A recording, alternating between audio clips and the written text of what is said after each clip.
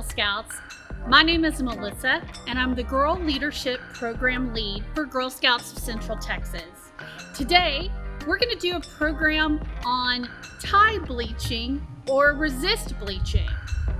Sounds weird, but we're actually going to try out tie-dye techniques using things you have at home, like bleach.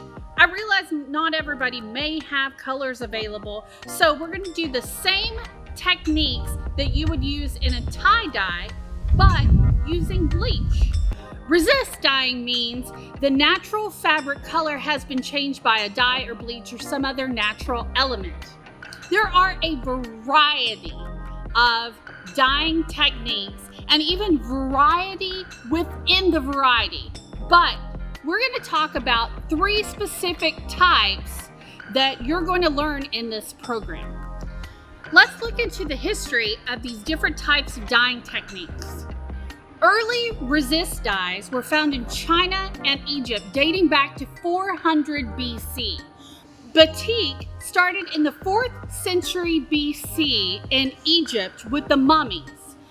Batik involves painting or drawing with wax and dyeing around the design. So you would just use a wax from a candle, and you could either draw with the drippings, or you could take a paintbrush or some type of element, dip it in the wax and draw some kind of design, then dye around it. Then after the fabric has been dyed and the wax is set, you remove all the wax and you have these cool designs. It's still very, very popular in Asian cultures today. Shibori is a Japanese technique that can be dated back to 2nd century BC. In shibori, fabric is sewed or pleated together to create a larger picture or geographic design. Then once the fabric is stitched or pleated, it's dyed. And once the dye is dry, the fabric or pleats are removed and you can see the design, and it looks really, really cool. It's still very popular in Japanese culture, and a lot of kimonos feature shibori. Tie-dye can be dated back to 500 AD in South America. It derived from techniques like shibori and has been used for centuries in Asia and Africa. The first known tie-dye in the United States was in 1909 when a professor at Columbia University in New York taught a class on the techniques. Of course, we know tie-dye because it became popular in the 1960s with rock and roll, and many musicians wore it and made it super popular. Because of its popularity, the introduction of affordable dyes made it easier and more accessible for everyone to be able to do it. Tie-dye has never really gone out of style, as it is something that is done a lot in schools. I'm sure you've done it at summer camp or with your troops, and is a fun activity to do and make stuff. I personally love tie-dye and have tons of things. Bags, clothes, even my bed sheets are made out of tie-dye. So it's a lot of fun. Now, enough with the history of tie-dye. Let's get dyeing. In order to do your resist dyes today, I'm going to show you different supplies you're going to need in order to make your creation. First off, you're going to need a caregiver, some adult in your household that can help you and observe you in this process, just to make sure we're all safe. First off, you're going to need rubber gloves, which are very important since you're dealing with a chemical. Next, you're going to need a bleach mixture of 1 part bleach to 1 part water. If you have the low splash bleach, it may mess up your pump, so you'll see as I'm dyeing stuff, I kind of have a hard time squeezing the bottle. That's because I have the low splash bleach. Next up, rubber bands. This is how you're going to get your different designs in your basic ties for tie-dye. The next supplies are optional if you want to try something different. The latter 2 I'm going to show you are really for our older girls to try out, but could be something fun an older girl or adult can do for a younger girl. This is a heart that I cut out of an old file folder. I'm going to talk about other types of supplies you can use when we get to this section in the dyeing process, but basically some kind of cardboard, cardstock, something, and scissors to make a design, and you can see what works best for you. As we learn about other fabric dyeing techniques around the world, we're going to try older girls these two techniques. First off, shibori is a traditional fabric dyeing from Japan. To try out your shibori technique, you're going to need some type of needle and thread. I suggest using white thread or very light colored thread and scissors. The other technique that you can try is batik, which requires wax from a candle. So definitely for older girls to be careful with. If you want to try this, you'll need a candle and some type of lighter. Finally, you're going to need whatever it is that you are dyeing today. I suggest using a 100% cotton product or mostly cotton product because sometimes blends don't dye as well. And you're going to want it to be black or a very dark color like a gray, a maroon, a navy, forest green, maybe even dark green or blue. Pinks, even a hot pink may not show as well, so darker colors will work best for this. Let's get started. The first design I'm going to show you how to fold is a sunburst. Sunburst is like what I'm wearing right now, where I have a center point that has a concentrated bit of color, and then there's a variety of color coming out for that. On my shirt I'm currently wearing, you can see that I have the trefoil is green, so it really pops, and then just I have a lot of fun colors out from there. I'm going to show you how to do a sunburst. Now, my shirt is the example of what I normally don't do, because if I was just making a typical sunburst shirt where there was nothing else on it, I would start under my armpits here and do my fingers to the center. From that center point, I would pinch, and I've created with my thumb and my finger here a little pinch point here, and I've got this little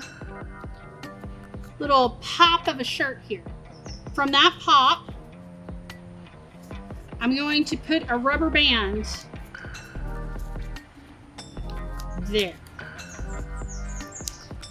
Now I have what looks like a little, like a cloth ghost decoration for Halloween or something. And in theory, I could just stop here and be like, sunburst, that's the shirt, done. But that's no fun. We're trying to get creative here with our dyeing technique. So what I'm going to do is just eyeballing here, saying about this much room here. I'm going to go about this much room from the rubber band and make another little pinch like so. And I'm going to add another rubber band. I'm going to proceed to do this all the way down my shirt. So here I go.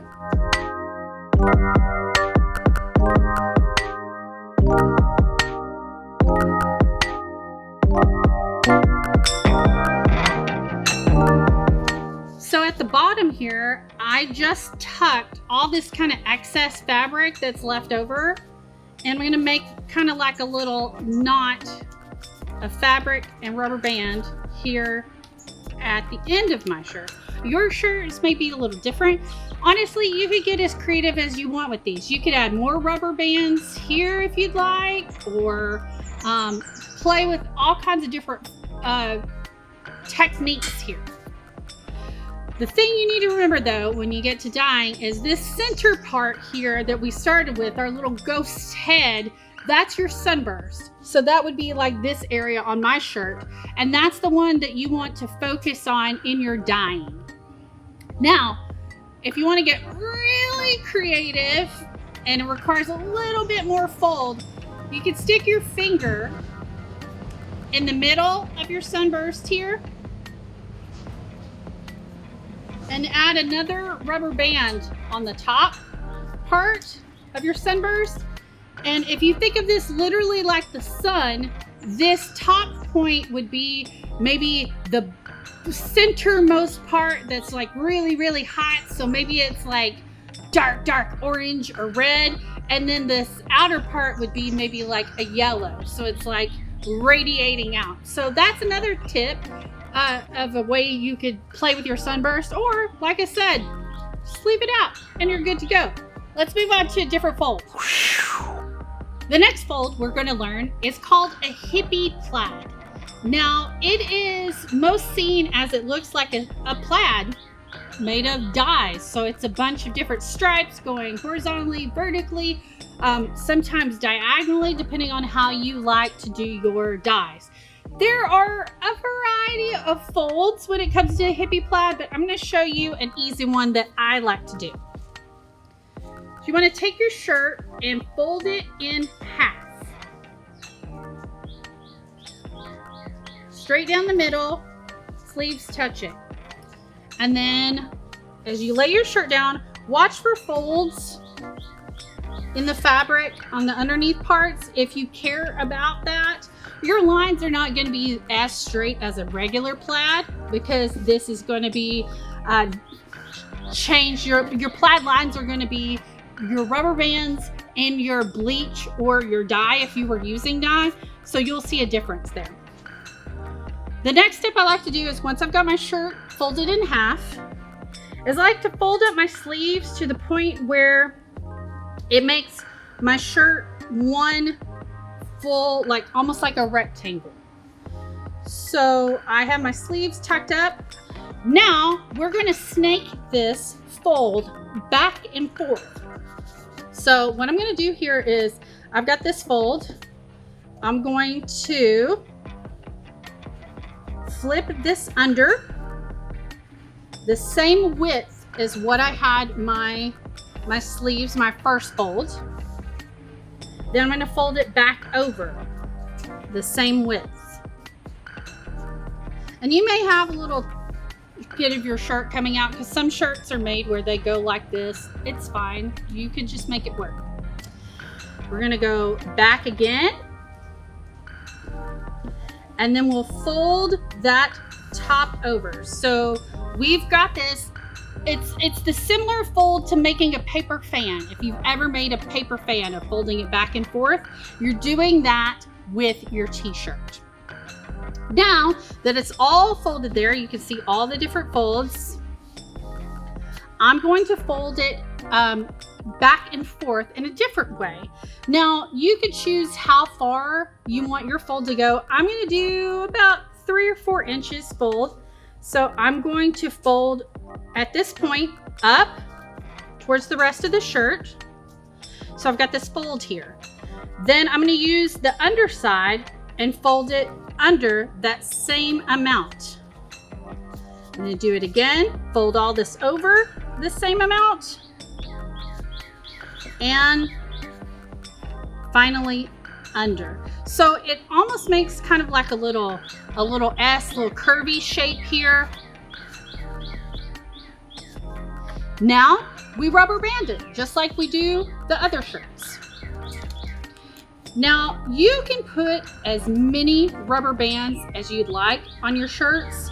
The more rubber bands, the more resists you have, which means places that the dye or the bleach maybe didn't get to your fabric. So it can add a lot of character to your shirt. For me right now, I am just going to do these 2 to show you, because you just want to add enough to make sure your shirt is secure. However, like I said, you could get super creative. So I'm going to here. I'm going to add a shirt long ways here. A rubber band long ways here to hold it in place. You could add one there if you'd like, or maybe on each end. You could do some kind of X situation, whatever you like to create some kind of design with your rubber bands and make sure that your fabric is held in place. Now, let's go to our final design. Our final fold that I'm going to teach you today is one of the most popular when it comes to tie-dyeing, and it's called the swirl. It's the one you're probably most familiar with, as it has a center point and it kind of swirls out with color. We're going to do this same design with the bleach dye today, but I'm going to show you how to do the swirl. Once again, we're going to start right under our armpits and go to where that centermost point is on our shirt. We're going to pinch that up, and as we pinch, we're going to slowly turn. Now, as I turn, I keep at least one finger on that center point, but I use the rest of my hands and fingers to help gather in the fabric of the shirt. As I naturally twist it, the shirt begins to twist as well. Now, it kind of gets jumbled up and a little weird here at the end, but that's okay.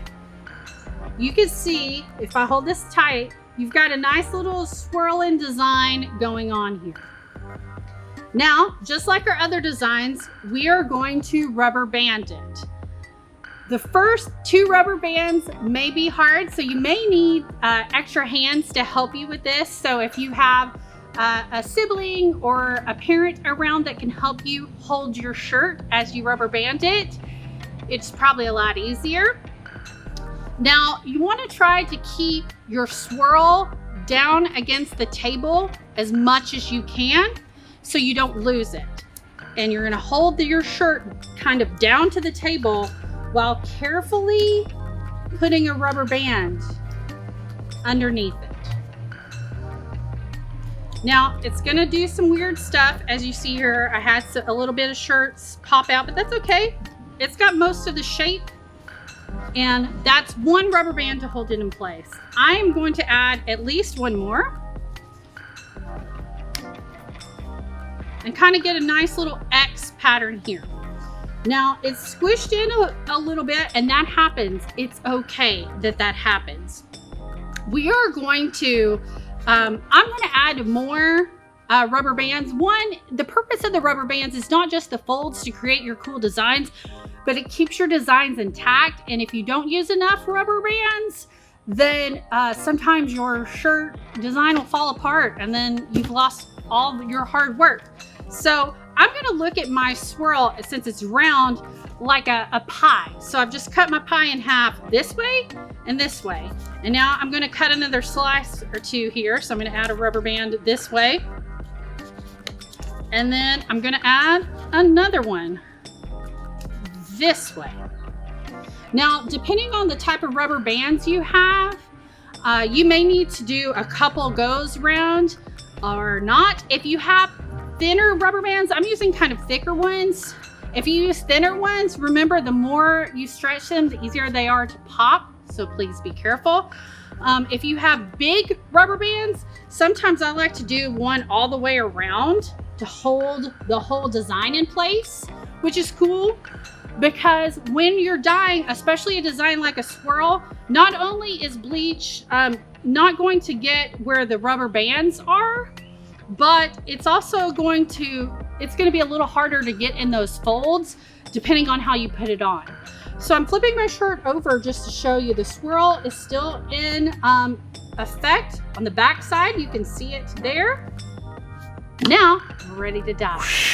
So I've already done my batik, shibori, and resist designs, and now we're going to dye these folds, these traditional tie-dye folds, but we're going to do them with our bleach mixture.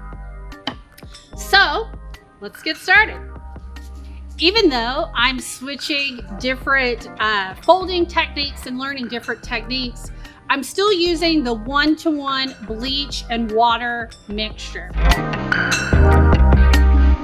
So pretty quickly you can see how my shirt has gone from black to this kind of rusty red color. That's showing that my bleach is doing the trick. It's doing the job and changing colors.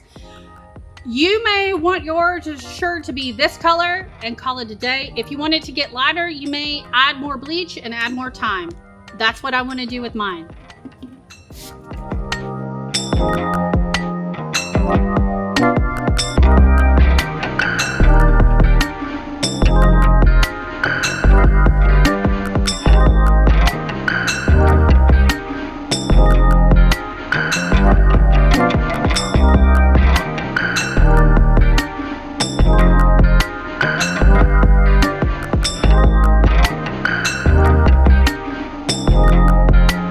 Next up, I have my swirl. So I could kind of see where my centermost point is if I want to make that special. I'm going to try to make my centermost point be a little lighter with bleach than the others. So I am just going to, where I can see my center point is, just kind of spray a lot of bleach here.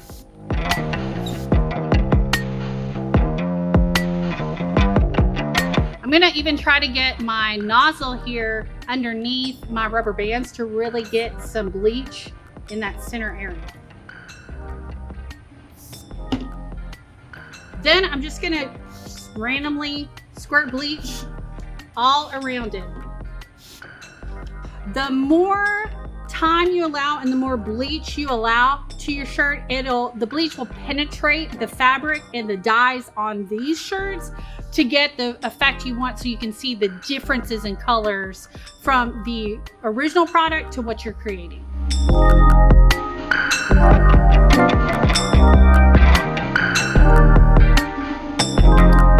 Finally, we're going to dye my sunburst.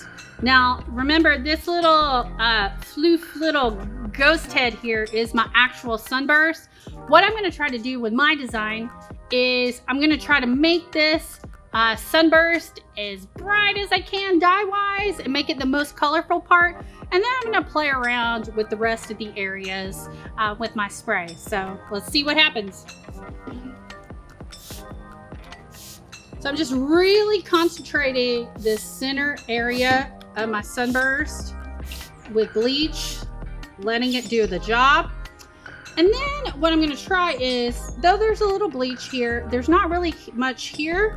So I'm going to skip this area, leave it as is, and then here, I'm going to bleach it up pretty good. Just giving a weird effect to my sunburst dye that I've created. My folds, maybe even can get it in these folds. You can get your nozzle in here and spray for an added effect. I'm going to skip this one, though there's a little bleach here. I'm going to move on to the next one and do the same thing I just did to the previous one.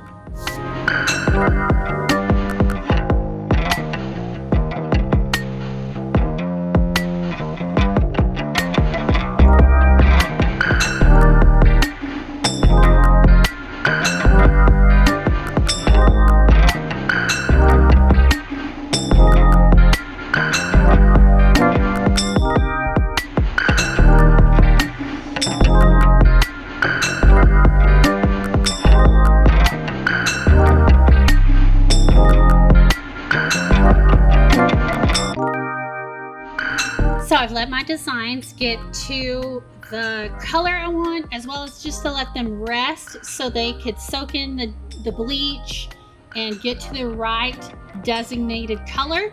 So before I rinse these, it's time to take the rubber bands off. And this is so much fun because now we get to see what the final products look like. So starting with my swirl,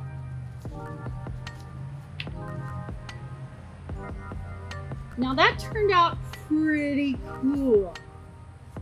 You can tell where these areas I didn't get enough bleach in because it was maybe too tight or I didn't get the bleach nozzle in there. But still, you can see my swirl. It turned out pretty cool. I'm happy with that. Next up, my sunburst. We'll start at the end and finish with the sunburst part. And take all these rubber bands off.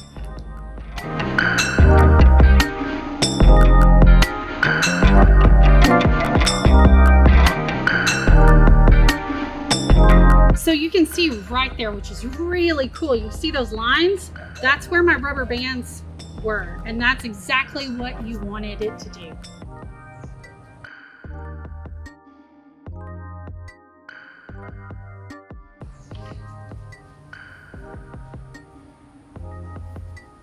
That's a pretty good little sunburst that turned out. You can see where about it would fall on you, and then look at the rays coming out from it. I didn't get a lot of bleach up here, but that's because how it was folded. But man, that turned out really awesome. Last but not least is my hippie plaid. I really saturated this one in the folds and followed those rubber bands. And so I'm really interested to see how this one turned out.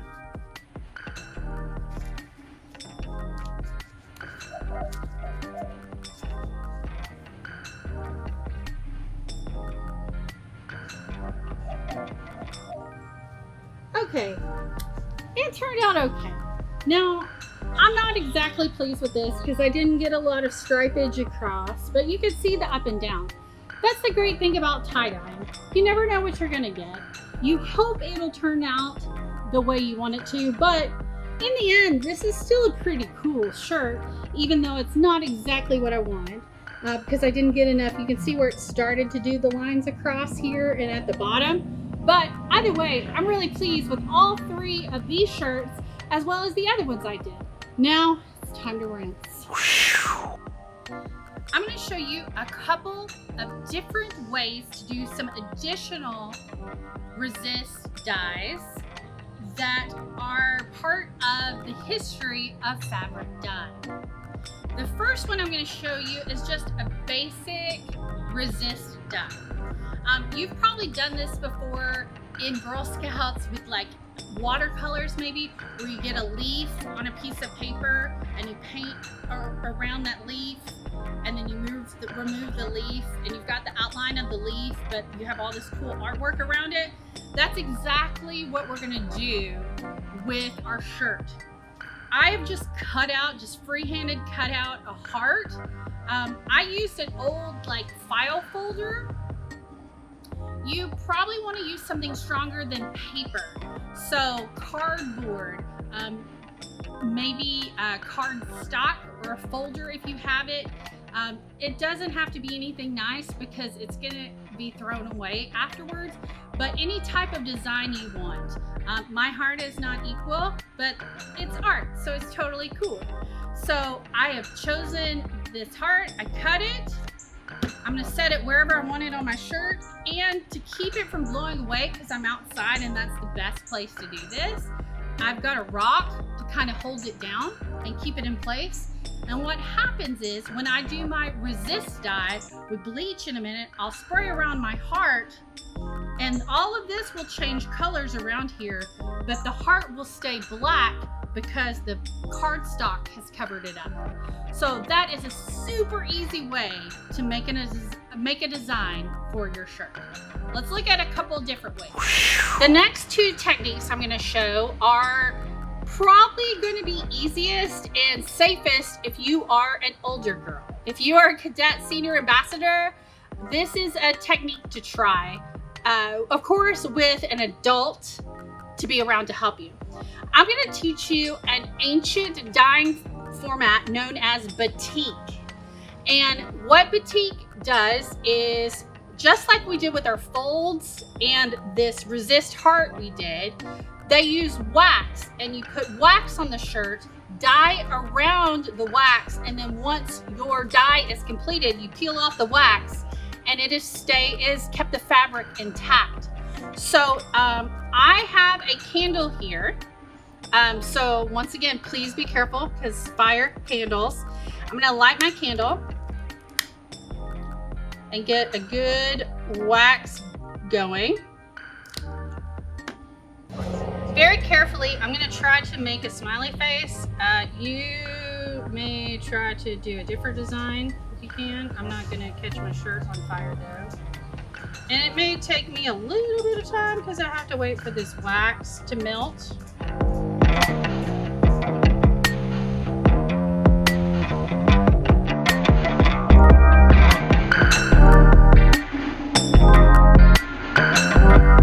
And so with the candle wax, I am drawing my design.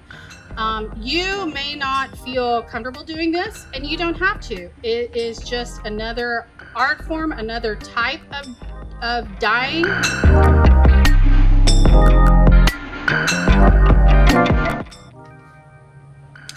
I've drawn a smiley face here. It is not the most even. It's very artistic, which of course that's what we're doing, is making art. So that's totally fine. And you can see parts of it are drying where the wax was dripped.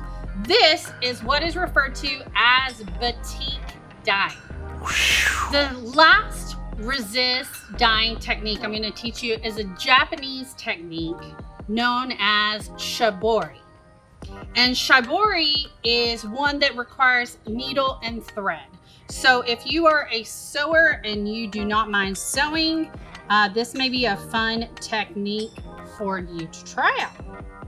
So you can draw a design with chalk if you'd like, or pinch and fold designs as you'd like. I'm just gonna do a straight line pleat just so I can show you what this design looks like and what it will look like after it's through dye. So I'm just randomly picking up a piece of the fabric and just gonna push through the needle.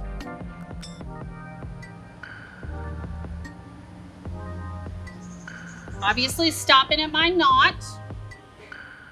I'm just gonna do a few stitches here. I'm gonna just do a straight line.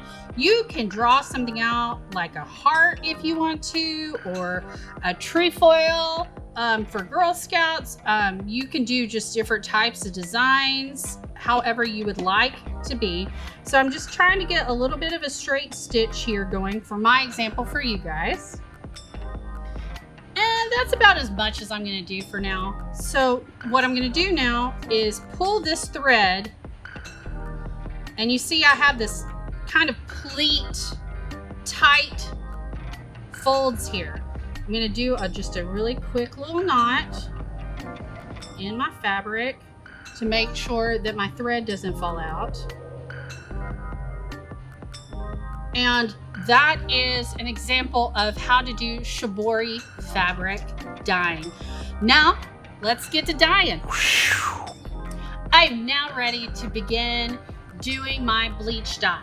So for safety, I have gloves on, and I have a bottle here that is a mixture of 1 part bleach and 1 part water. All right, I've got it on stream, or a spray, just a general spray. And I don't want to just soak it, and I don't want to get it everywhere. Know that a little goes a long way in this process.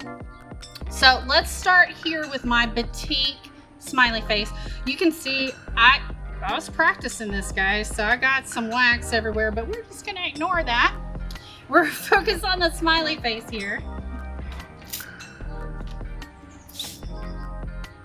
Gonna spray the design. You can see almost immediately it starts to change color, and it kind of is becoming this red color. Now move over to my heart, which is part of the resist dye here. Just let that kind of soak in, and then here I've got my shibori stitch just to show you guys, for example. Just a little spray there. Now I'm gonna let this set until dry.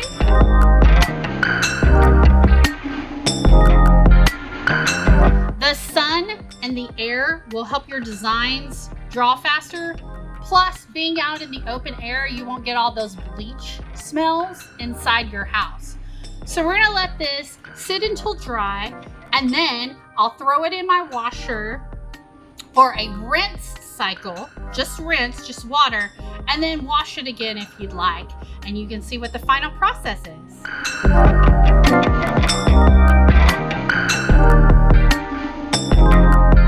So just to let you know how quickly this works, I can't really take out the shibori or do the batik yet. That needs to go through the washer before we can remove these. But I want to show you the resist of the heart that I made. So as you saw earlier, put the heart down. The rock was holding in place, bleached. I moved the rock. Pretty good. Now you can see that I got a little bleach under there. That's what happens if you overspray. So don't overspray, because then you'll lose your design. So I've got my different designs that have been rinsed and washed and dried, and I want to show you what they look like. They're going to be different depending on what materials you may use. So all of them will look different, and that's cool. That's art, man. So let's take a look. First up, this is the sunburst. I'm really pleased with this. You can see the sunburst design right here, and I have all these rays going out. I would have probably liked personally a little more up here, but it still turned out really awesome, and I'm very, very pleased with it. Next is the hippie plaid. Like I said, when I unbanded it, I didn't get enough across like I wanted to, but it's an art form. It's trial and error. You never know how it's gonna turn out, but it's still a pretty cool looking shirt, so I'm also happy with it. Next is the swirl. Now, I, once again, would have liked to have a little more coming out, but you can see the swirl. It's pretty pronounced. It looks cool. I mean, it's an awesome shirt, and I would definitely wear it. So it worked out with the perfect swirl. If I was doing this with tie-dye and actual dyes and colors, I would have definitely made this area a lot more colorful and followed the swirl. But sometimes when you're doing this resist dyeing with bleach, it's all you get, but it's still a pretty awesome shirt. This shirt is made up of all my different unique designs that I tried. So over here is the shibori technique, where I stitched here. You can see I forgot to cut that off. But because the folds of the fabric, it made these cool kind of like tiger stripe situation. So that is a great example of shibori. If you want to do a design with it, like a heart, or do some kind of cool pleating, you could probably make something way awesome by just using a needle and thread through your fabric. The heart is the resist design we did, where I just put that bit of cardstock on top of the fabric, held it down with a rock, and bleached around it. Pretty pleased with how that turned out.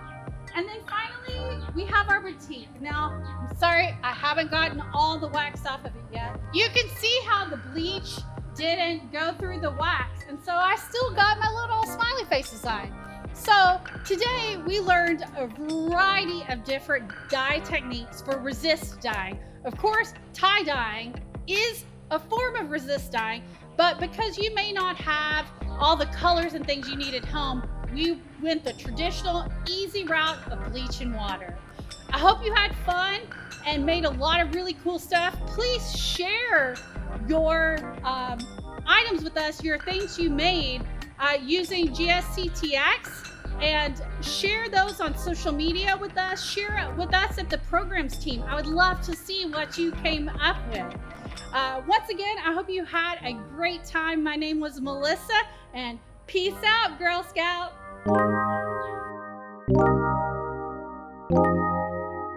Thank you.